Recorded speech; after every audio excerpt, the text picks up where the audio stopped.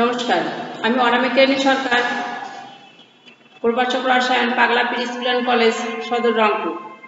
প্রিয় শিক্ষার্থীবৃন্দ, আজ আমি তোমাদের রসায়ন প্রথম পত্রের দ্বিতীয় অধ্যায় গুণগত রসায়নের বোর পরমাণু মডেল ও হাইড্রোজেন পরমাণু বর্ণালী সম্পর্কে আলোচনা করব। প্রথমে বলি, ডেনমার্কের পদার্থবিদ নিলস বোর তার মডেলে উল্লেখ করেন যে ইলেকট্রন এক শক্তি হতে অন্য শক্তিতে বা এক শক্তি স্তর হতে অন্য শক্তি স্তরে গমন করলে শক্তি শোষণ বা বিকিরণ হয়। একটা শক্তি স্তর এর আগে আমি তোমাদের দেখিয়েছিলাম যে এটা নিউক্লিয়াসের চারদিকে এগুলো হচ্ছে শক্তি স্তর। এক শক্তি থেকে অন্য শক্তিতে, অন্য শক্তি থেকে আর শক্তিতে যদি ইলেকট্রন স্থানান্তর হয় তাহলে শক্তি শোষণ বা বিকিরণ হবে। ইলেকট্রন উচ্চ শক্তি স্তরে নিম্ন শক্তি স্তরে যদি আসে, এটা হচ্ছে উচ্চ শক্তি স্তর। উচ্চ শক্তি স্তর যদি নিম্ন শক্তি স্তরে আসে তাহলে কি হবে? ইলেকট্রনের বিকিরণ ঘটবে। আর নিম্ন শক্তি স্তরে যদি উচ্চ শক্তি স্তরে গমন করে তাহলে শক্তির শোষণ ঘটবে। হাইড্রোজেন গ্যাসকে নিম্ন চাপের কোনো বিদ্যুৎ বীক্ষণ নলে উচ্চ বিভব পার্থক্যের বিদ্যুৎ প্রবাহ চালনা করলে হাইড্রোজেন অণু ভেঙে যায় এবং হাইড্রোজেন পরমাণুতে বিভক্ত হয়। তখন হাইড্রোজেন অণু ভেঙে গিয়ে হাইড্রোজেন পরমাণুতে বিভক্ত হয়ে যায়। এই হাইড্রোজেন পরমাণু বিদ্যুৎ স্ফুলিঙ্গ হতে শক্তি শোষণ করে উত্তেজিত হয়। এরপর প্রথম শক্তি স্তরে ক্রমান্বয়ে তৃতীয় চতুর্থ বা দ্বিতীয় তৃতীয় চতুর্থ ইত্যাদি স্তরে গমন করে। তাহলে উচ্চ শক্তি স্তরে ইলেকট্রন অবস্থানকে অস্থির অবস্থা বলা হয়। অল্প সময়ের জন্য নিম্ন শক্তি স্তর দিয়ে আসে এবং উচ্চ শক্তি স্তরে প্রবেশের সময় যে শক্তি শোষণ করেছিল নিচে ফেলে আসার সময় তা বিকিরণ করে। এই বিকিরণরত শক্তি বর্ণালী বীক্ষণ যন্ত্রের মধ্য দিয়ে চালনা করলে যে বর্ণালী সৃষ্টি হয় তাই হচ্ছে হাইড্রোজেন বর্ণালী। এবং তরঙ্গদৈর্ঘ্যের ভিন্নতার কারণে বিভিন্ন সিরিজের রেখা বর্ণালী সমূহ পাওয়া যায়। তাহলে বিভিন্ন সিরিজের রেখা বর্ণালী আমরা বিভিন্ন রকম পাবো। এখানে আমি একটা চিত্র দিয়ে দিচ্ছি। প্রথমে বলি যে এখানে এর সমান এটা 1 2 3, এরকম এর সমান যখন 1 হবে এটা 1 2 3 4 5 6 7। তাহলে ধরলাম এই বৃত্তাকার রেখাগুলোকে আমি এরকম সোজা করে লিখছি। যখন একে বৃত্তাকার হতো তখন n সমান 1 2 3 4 ঠিক এইভাবে হতো। ওই যে k m m n এই সমস্ত রেখা পাওয়া যেত। এটাকে আমি সোজা করে লিখছি। তাহলে প্রথমে যে উচ্চ শক্তি থেকে নিম্ন শক্তি প্রথম স্তরে যে রেখা পাওয়া যাবে সেই রেখাটার নাম হচ্ছে লাইম্যান সিরিজ। এইভাবে দ্বিতীয় শক্তি স্তরে Balmer series, Paschen series, Brackett, Humphreys, এরকম এক একটা স্তরে এক একটা সিরিজ পাওয়া যাবে। সারিগুলোর নাম হচ্ছে, সারিগুলোর নাম মুখস্থ করে নাও: Lyman series, Balmer series, Paschen, Brackett, Humphreys. এখানে আমরা একটা সমীকরণের সাহায্যে এই সিরিজগুলো তরঙ্গদৈর্ঘ্য বের করব। তাহলে এখন উচ্চ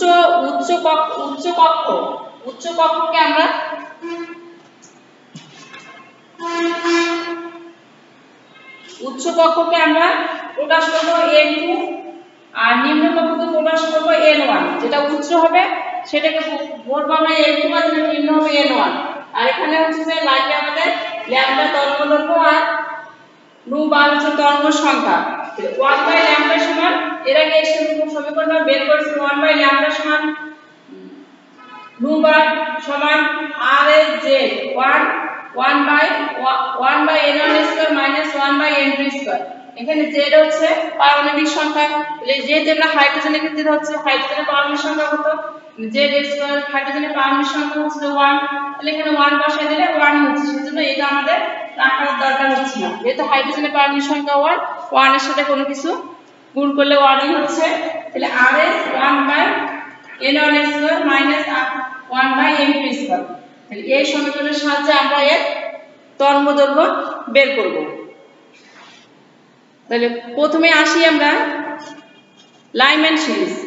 এখন এই সিরিজগুলো কাকে কি বলে, লাইম্যান সিরিজ কাকে বলবো আমরা, কেন লাইম্যান সিরিজ বলবো? এখন লাইম্যান সিরিজ হচ্ছে ওই যে ইলেকট্রন যখন উচ্চ শক্তি নিম্ন শক্তি স্তরে যায় তখন যে বর্ণালী রেখা পাওয়া যায়, উচ্চ শক্তি থেকে নিম্ন শক্তি স্তরে তখন যে বর্ণালী রেখা পাওয়া যাবে সেটা হবে লাইম্যান সিরিজ। এটি তড়িৎচুম্বকীয় বর্ণালীর অতিবেগুনি অঞ্চলে অবস্থিত। তাহলে এটা তড়িৎচুম্বকীয় বর্ণালীর যে অতিবেগুনি অঞ্চল সেখানে অবস্থিত। একইভাবে অন্যান্যগুলো পাওয়া যাবে। তাহলে এখানে লাইম্যান সিরিজের সংজ্ঞাটা বলতে গেলে আমরা বলবো যে হাইড্রোজেন পরমাণু উচ্চতর শক্তি স্তর, উচ্চতর শক্তি স্তর। তাহলে যেহেতু লাইম্যান সিরিজ 1 শক্তি স্তর, তাহলে এটা বাদ দিয়ে তাহলে এখানে সবগুলোকে n দ্বারা প্রকাশ করব, 2 3 4 5। তাহলে 1 বাদ দিয়ে যে কোনো একটা, যে কোনো যে প্রথম শক্তি স্তরে ইলেকট্রন আগমন করলে যে হাইড্রোজেন পরমাণু উচ্চ শক্তি স্তর হতে এর উচ্চ শক্তি স্তর 1 বাদ দিয়ে যে কোনো একটা শক্তি স্তর হতে প্রথম শক্তি স্তরে ইলেকট্রন আগমন করলে যে বর্ণালী পাওয়া যায় তাকে আমরা বলবো লাইম্যান সিরিজ। এই সিরিজ প্রদত্ত বর্ণালীর তরঙ্গদৈর্ঘ্য ইউভি রশ্মির দলভুক্ত। তাহলে লাইম্যান সিরিজের তরঙ্গদৈর্ঘ্য আমরা কিভাবে বের করব? এখন যদি এরকম আসে যে হাইড্রোজেন পরমাণু লাইম্যান সিরিজের প্রথম রেখার তরঙ্গদৈর্ঘ্য নির্ণয় করো, তাহলে প্রথম রেখার তরঙ্গদৈর্ঘ্য কিভাবে নির্ণয় করব? ঠিক এই সমীকরণটার সাহায্যে। এই সমীকরণে 1 বাই ল্যামডা সমান রূপান্তর h r s, এটা হচ্ছে রিডবার ধ্রুবক 1 বাই n1 s তো 1 বাই n2 স্কয়ার। তাহলে n1 টা হবে 1, যেটা লাইম্যান সিরিজের তরঙ্গদৈর্ঘ্য, যে এটা নিম্নতর শক্তি স্তর, আর n2 টা হচ্ছে উচ্চতর শক্তি স্তর। এখন যে স্তর থেকে আসবে ধরলাম এখানে n সমান 2, n সমান 2 ধরে আমরা এটা করতে পারি। তাহলে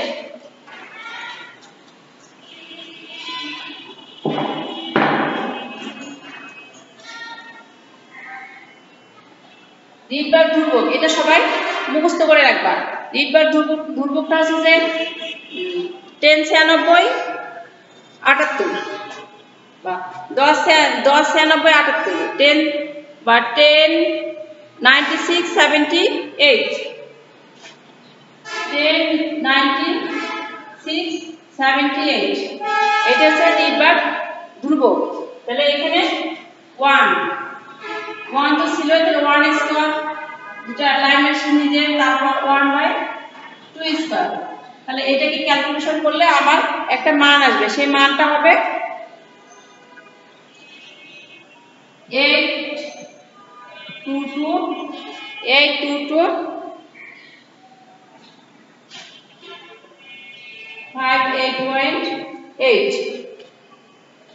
8.5 সেন্টিমিটার, 5 সেন্টিমিটার। এটা হচ্ছে লাইম্যান সিরিজ। এখন আর এটা যেহেতু এটা ন্যানোমিটার বের করতে গেলে আমার ন্যানোমিটারে বের করে নিব। ন্যানোমিটারে বের করতে গেলে আমার আসবে 1 to 1.5 ন্যানোমিটার। এটা হলো লাইম্যান সিরিজের বর্ণালী।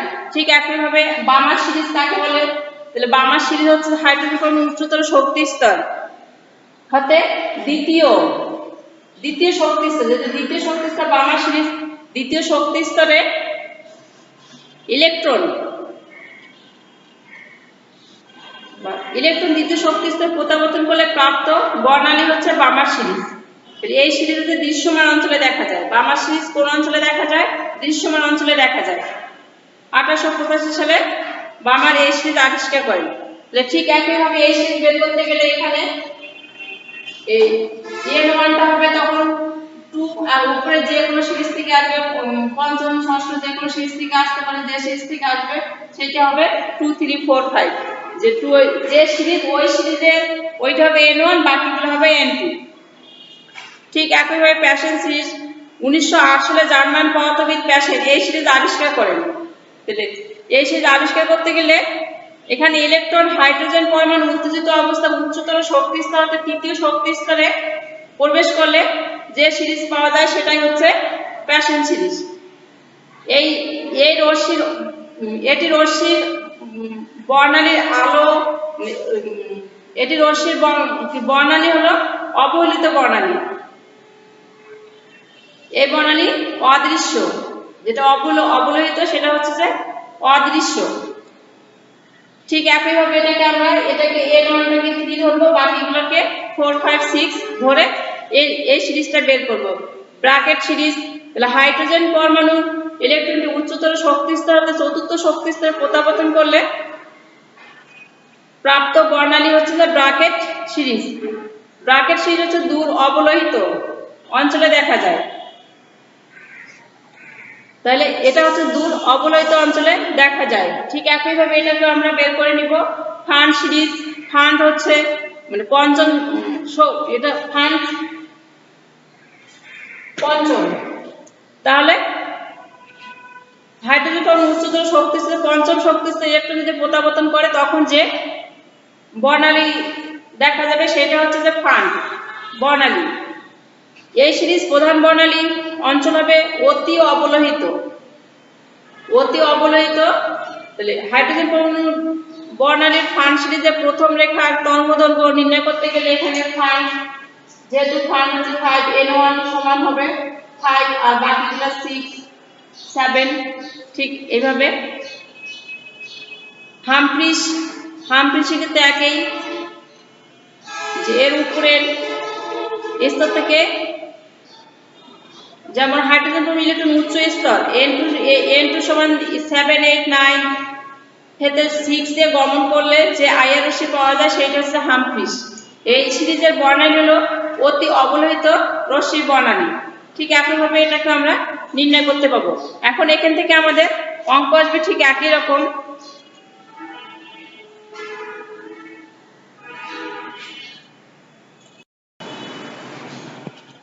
যেমন এখানে একটা দেখছি যে হাইড্রোজেন পরমাণু ইলেকট্রনের জন্য n সমান 3 হতে n সমান 1 এ নেমে আসলে উৎপন্ন বর্ণালীর আলোর কম্পাঙ্ক হিসাব করো। উৎপন্ন বর্ণালীর আলোর কম্পাঙ্ক হিসাব করতে গেলে আমাদের ঠিক ওই সূত্রটা লাগবে যে নুবার সমান 1/λ RS 1/N1 square 1/N2 square. এখন এখানে আমার তাহলে এই নুবার সমান আমরা পাই, নুবার সমান আমরা কম্পাঙ্ক, যেহেতু এখানে কম্পাঙ্ক নির্ণয় করতে বলছে তাহলে কম্পাঙ্ক সমান পাই 1/c, কম্পাঙ্ক সমান c/λ। আবার এটাকে c * 1/λ এইভাবে ভেঙে নিতে পারি। 1/λ সমান হচ্ছে যে এইটা 1/λ সমান আমরা এটা লিখতে পারি তাহলে c * RS 1/N1 square minus 1/N2 square. এখন আমরা এখানে কি কি পাইলাম, কালকের মান লাগবে এখানে c আলোর বেগ, বিভব ধ্রুবক N1 N2 বের করতে হবে। বের করব আমরা কার মান, কম্পাঙ্ক মান বের করব।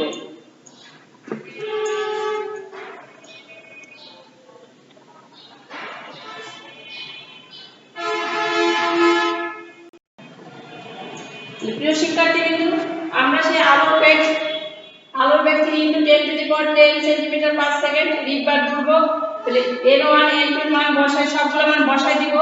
বসাই দিলে আমরা তাহলে 3 × 10⁻10 বিভব ধ্রুবক 1.0967 এ 10⁻⁵